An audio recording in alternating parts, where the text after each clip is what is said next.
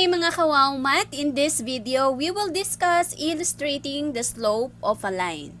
So what will be our objectives? First, we will define the slope of a line and we will enumerate examples as representations of slope in real life.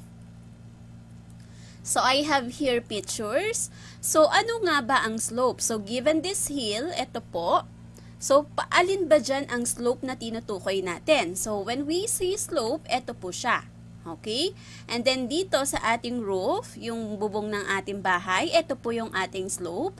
And then, yung ating stair, eto po siya. So, when we say slope, this is referring to the inclination nung line natin. Gaano siya katarik? Okay, so pag sinabi nating slope, it is represented as the line, yung line na near to perpendicularity. So, mas steep, mas matarik siya. Okay, so paano natin malalaman kung anong line yung mas steep o which one is steeper, alin ang pinaka-steepest. Okay, so pag sinabi nating slope, it is referring to the inclination, yung pagtaas ng line near to perpendicularity. Okay, so pag sinabi nating slope, basta hindi siya flat. Okay, so pataas siya. Alright. So, let's proceed. So, consider the statements below. So, the staircase is steep. You can slide down the slope of a hill. The right pitch of the roof allows dust and leaves to be washed off by the rain.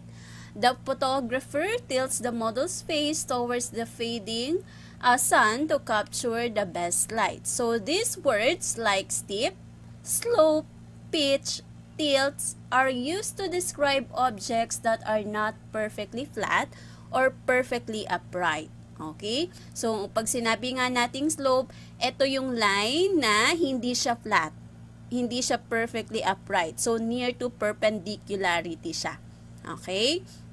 Now, so the slope of an object may be steep or gradual. So, pag sinabi nating steep, ito siya, yung masyado siyang matarik. And then gradual, yung near to, ano na siya, yung malapit siya sa flat.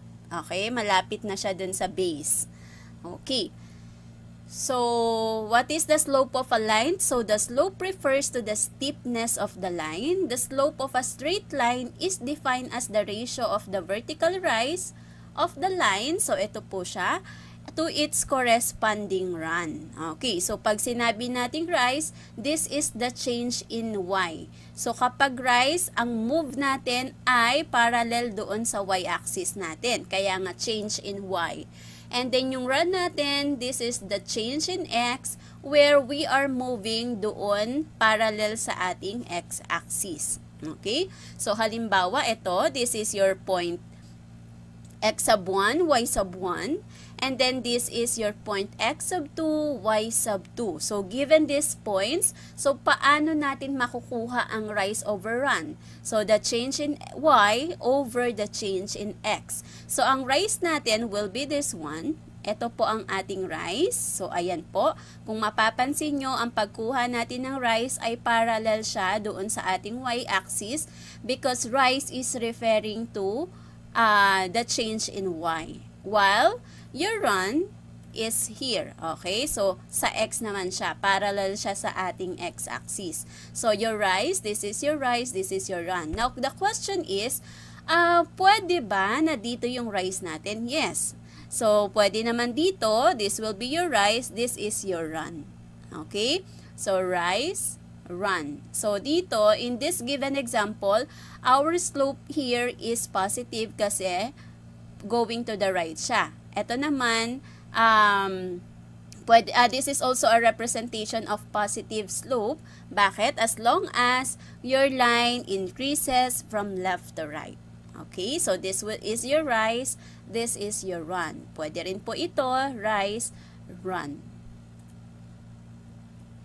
So, the coordinates of the first point are given na subscript of 1. So, kapag ang point natin, yung first point natin, ito ang ordered pair niya. So, x sub 1, y sub 1. And then, yung coordinates po ng ating second point are given by the subscript of 2. So, x sub 2, y sub 2. So, ibig sabihin, kapag sub 1 siya, ito yung first point mo. Kapag sub 2, this is your second point. Now, how do we read points? So, given this example, paano ba natin ito babasahin? So, we can read this as point P with coordinates x sub 1 and y sub 1. So, yung point P natin, ang coordinates niya raw ay x sub 1, y sub 1. So, point P with coordinates of x sub 1, y sub 1. How about this one? So, paano to binabasa? So, y sub 2 minus y sub 1. Sub means subscript. Okay? So, again, this is the illustration of your slope. This is your rise, this is your run. Or pwede rin po ito, rise over run. Okay, so the slope of any non-vertical straight line. Now, why do we have this? Why this is highlighted? Okay, so pag sinabi nating any non-vertical straight line, for any graph, kahit anong position ng line natin, basta hindi siya mag-vertical. Okay? So, hindi po pwedeng mag-vertical ang straight line natin kasi that means undefined. Okay? So, for any non-vertical straight line containing the points with coordinates x sub 1, y sub 1, ito yung first point, and x sub 2, y sub 2, ito yung second point natin, is defined by the formula. So, ganun pa din. This is your rise, this is your run.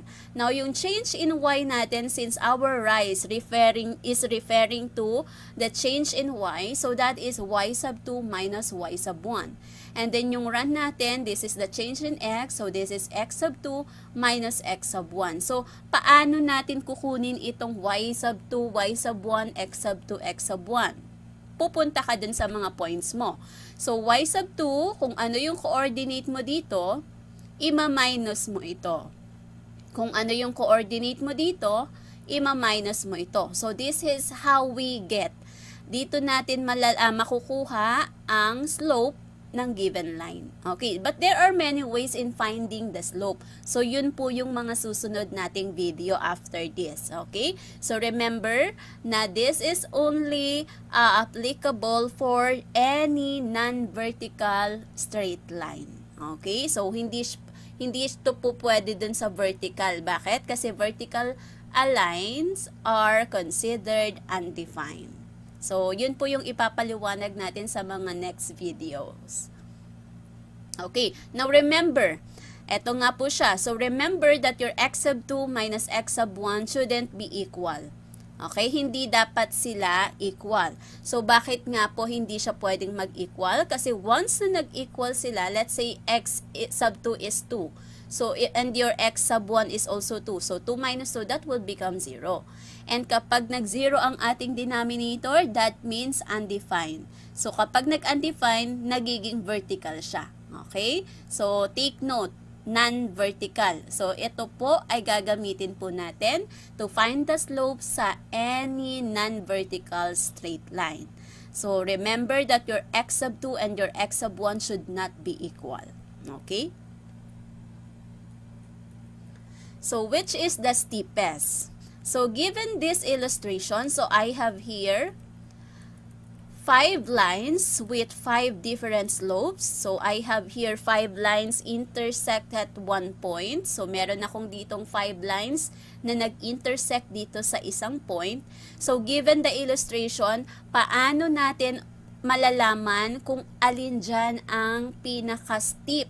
Okay? So, alin dyan ang pinaka-steep? So, by mere observation, kung titingnan lang natin yung lines, ang makikita natin, so sabi ko nga, mas matarik, mas steep. Kasi when we say steep, matarik yung lines niya. So, mas mataas yung inclination ng line. Okay? So, kung mapapansin nyo, ito po yung pinaka-steep natin. Siya yung parang, ano na siya, no? Patayo na, perpendicular. Malapit na siya sa perpendicularity. So, this is the steepest. Okay? Ito po. Now, how are we going to make sure? Paano tayo makakasigurado na etong slope ni m sub 3 is the steepest? Okay? So, we need to make sure. So, by mere observation, ito yung nakita natin. Etong m sub 3 na line. Okay. So, paano natin malalaman na ang m sub 3 na to with the slope, yung slope ni m sub 3 na line, ay ito yung pinaka-steepest. So, kinuha ko yung mga slopes nila. Okay, so remember that the larger the slope in absolute value, the steeper the slope. So, kapag daw siya ang pinakamataas na value, after mong kunin yung absolute value, siya yung pinaka-steep. Okay? So, kung halimbawa hindi given itong mga lines na to at given ang slope, makukuha pa rin natin yung kung alin ang pinaka-steep. Okay? So, kinuha ko yung mga slope nila ni M sub 1, M sub 2, 3, 4, and 5. So, ito po yung mga slope nila based on the illustrations. So, kukunin muna natin yung absolute value nilang 5. At ito po ang mga sagot. So, M sub 1, 1/3, M sub 2, 1, M sub 3 is 3, M sub 4 is 2, M sub 5 is 1/2. So, these are the absolute values of the slope given by the illustration. So, ngayon, nakuha na natin yung absolute value. Remember to get the absolute value bago natin makuha kung alin ang pinaka-steep. So, given the absolute value, ano ang pinakamataas? Kasi the larger the slope in absolute value. So, which one is bigger or larger? So, ito po yung M sub 3 natin. Okay, so this is the steepest. So, given the illustration, ito po yung pinakamatarik na line. Ito po yung pinaka-steep. Now, ginamit natin yung slope nila para ma-identify, ma-verify na M sub 3 nga ang pinaka-steep. So, that's it. Okay, so let us answer this one. If line P has a slope of 2/4 and line R has a slope of -2, which of the two lines is steeper? So again, eto si line P, eto si line R. Ang slope ni line P ay 2/4, ang slope ni line R ay -2. So what is paano natin malalaman? What is one way of finding which line is steeper? So, get the absolute value of the given slope. So, that is 2/4 and +2. So, therefore, line R is steeper than line P.